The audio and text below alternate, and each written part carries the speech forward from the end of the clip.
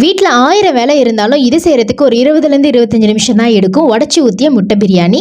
அடிக்கடி நான் செய்கிற ரெசிப்பியில் இதுவுமே ஒன்று. எண்ணெய் சேர்த்துட்டு பிரியாணி இலை வெங்காயம் வதக்கிறதுக்குள்ளார ஒரு மிக்ஸி ஜாரில் நான் காட்டுற இன்க்ரீடியன்ஸ் எல்லாம் சேர்த்து நல்லா பிளெண்ட் பண்ணி எடுத்துக்கோங்க. இது ஒரு ஸ்பெஷல் மசாலா. இது சேர்க்கறதுனால டேஸ்ட் சூப்பராக இருக்கும். வெங்காயத்தோட கலர் ஓரளவுக்கு சேஞ்ச் ஆனதுக்கப்புறம் அரைச்சிருக்கிறதையும் சேர்த்து கொஞ்சமாக கொத்தமல்லி, புதினா, உப்பு, தக்காளி எல்லாத்தையும் சேர்த்து நல்லா மேஷ் ஆனதுக்கப்புறம் 1/2 டேபிள் ஸ்பூன் மிளகாய் தூள், மஞ்சள் தூள், கொஞ்சமாக கரம் மசாலா, கெட்டியான தயிர் சேர்த்து நல்லா மிக்ஸ் பண்ணிக்கலாம். இப்போ இதுக்கு தேவையான தண்ணி சேர்த்துக்கலாம். நான் 1 கப் பாஸ்மதி ரைஸ்க்கு 1.5 கப் அளவுக்கு தண்ணி சேர்த்திருக்கேன். ஏற்கனவே ஊற வச்சிருக்க அரிசின்றதுனால பிரியாணிக்கு தண்ணி ரொம்பவே கரெக்டா இருக்கும். இதுக்கு ஸ்பெஷல் மசாலாவே நம்ம மிக்ஸில பிளெண்ட் பண்ணி சேர்த்திருக்கோம் இல்லையா, அதுதான் ரொம்ப டேஸ்ட் சூப்பரா இருக்கும். கண்டிப்பா ட்ரை பண்ணி பாருங்க. நிறைய பேர் ரிப்பீட்டடா கேட்ட ஒரு ரெசிபி, அவ்வளோ கமெண்ட்ஸ் வந்திருந்தது இந்த ரெசிபிக்காக. அரிசியும் தண்ணி ஒன்று கூடி வரும்போது முட்டையை உடச்சி ஊற்றிக்கலாம். முட்டை மேலே கொஞ்சமா மிளகா பொடி சேர்த்திருக்கேன், அந்த ஸ்பைசினஸ் இருக்குன்றதுக்காக.